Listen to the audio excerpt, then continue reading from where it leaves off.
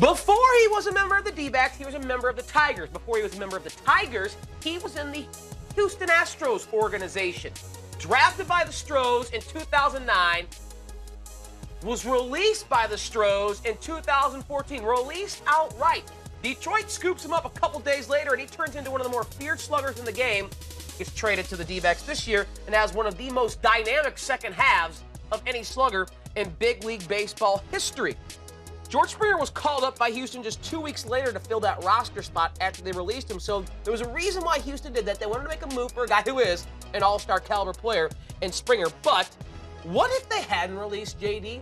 What if this Houston lineup had not only Springer, Correa, Altuve, and the bunch, but a J.D. Martinez as well in that part?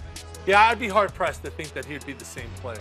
He needed to get out of Houston. He needed to be slapped in the face.